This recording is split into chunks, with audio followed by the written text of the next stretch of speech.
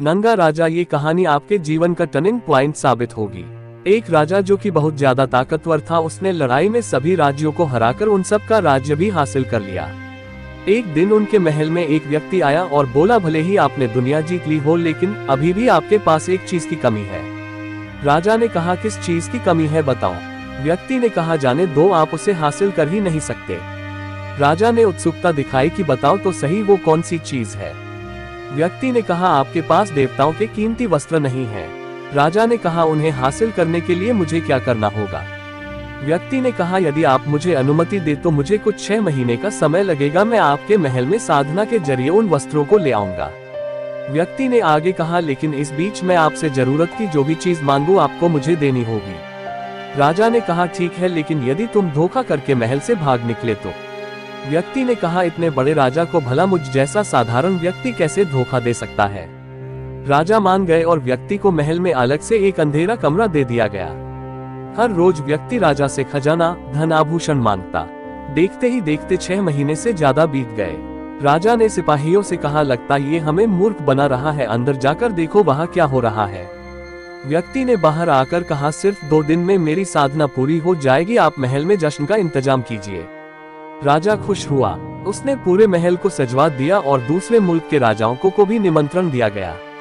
राजा खुश थे कि देवताओं के कपड़े पहनने को मिलेंगे, इससे मान और प्रतिष्ठा बढ़ेगी। 2 दिन के बाद वो व्यक्ति समय अनुसार हाथ में एक बड़ा सा बक्सा लिए बाहर आया। महल में हजारों लोग उन कपड़ों को देखने के लिए इकट्ठे हुए थे। व्यक्ति आया और बोला, जैसा कि आज मैं कपड़े ले आया हूँ, लेकिन मेरी साधना के जरिए मुझे कुदरत की शक्तियों ने बताया कि एक कपड़े हर किसी को दिखाई नहीं देंगे, ये केवल उसे ही दिखाई देंगे जो अपने पिता की सच्ची औलाद है। जो नाजायज औलाद होंगे उन्हें कपड़े दिखेंगे ही नहीं। ये सुनकर सब मौन हो गए। व्यक्ति ने कहा, अब मैं बक्से से कपड़े निकालता हूँ और राजन से दरख्वास्त है कि मैं उन्हें कपड़े देता जाऊंगा और वो अपने पुराने वस्त्र साथ ही साथ उतार कर इसे पहनते जाएंगे। व्यक्ति ने बक्से में हाथ डाला और कहा, ये लो राजन पगड़ी। ये पगड़ी पहने बैठे हुए सभी लोगों और राजा ने देखा व्यक्ति के हाथ में कुछ नहीं है, लेकिन सबको व्यक्ति की बात याद आई कि जो अपने असली बाप का बेटा होगा उससे यह वस्त्र दिखाई देंगे।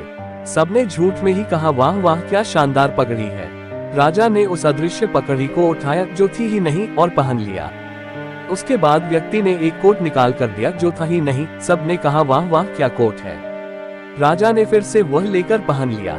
व्यक्ति ने बक्से में हाथ डालकर एक लंगोट निकाली और राजा से कहा, अपनी लंगोट उतारे, ये कीमती लंगोट पहन लो। ऐसा करते करते इतना बड़ा राजा बिना वस्त्रों के खड़ा हो गया और राज्य में तालियां बजने लगी। वाह वाह, क्या सुंदर कपड़े हैं। सच जानते हुए भी किसी की हिम्मत नहीं हुई उसे कुछ कहने की। व्यक्ति ने राजा से आगे कहा, साधना के दौरान मुझे ये भी आज्ञा मिली है, इन कपड़ों को पहनने के बाद राजा को एक बार गाँव में घुमाया जाए। राजा चिंतित हुआ कि महल तक तो ठीक था, बिना कपड़ों के पूरा राज्य मुझे देखेगा तो मेरी क्या इज्जत रह जाएगी। व्यक्ति ने राजा से कहा, आपकी चिंता क्या है मैं समझता हूँ, लेकिन चिंता न करें, जो संदेश इस महल में दिया वही गांव में भी भेज दिया गया है कि ये कीमती वस्त्र केवल उसे ही दिखाई देंगे जो अपने पिताजी की सच्ची औलाद है। राजा को सारे गांव में घुमाया गया। सबने ताली बजाकर स्वागत किया और कहा, वाह वाह, क्या अद्भुत कपड़े हैं। कुछ छोटे बच्चे हंसने लगे कि राजा नंगा है। राजा नंगा है तो बच्चे के पिता ने उन्हें डांटा और कहा, चुप कर, मैं ही तेरा असली पिता हूँ और कपड़े मुझे दिखाई दे रहे। तू अभी छोटा है, तेरे पास देखने की क्षमता नहीं है। तू बड़ा हो जाएगा और तब तुझे जीवन का एक्सपीरियंस हो जाएगा, तब तुझे भी कपड़े दिखाई देने लगेंगे। दोस्तों, उस राजा की तरह हम सब भी झूठे विश्वास, झूठी कसमों, झूठे व जबरदस्ती थोपे हुए नियमों में जीते हैं। उन सब का कोई मोल नहीं है। हम सुने सुनाए झूठ को ही सच मान बैठे हैं और अपना जीवन जी रहे, और यही हर इंसान को बर्बाद करने की सबसे बड़ी वजह है। मैं इस फलाने काम को इसलिए नहीं कर सकता क्योंकि मेरी स्थिति खराब है, ये समस्या है, वो समस्या है। ये सभी बातें लोगों और परिस्थितियों की वजह ही से आपके अंदर आई हैं।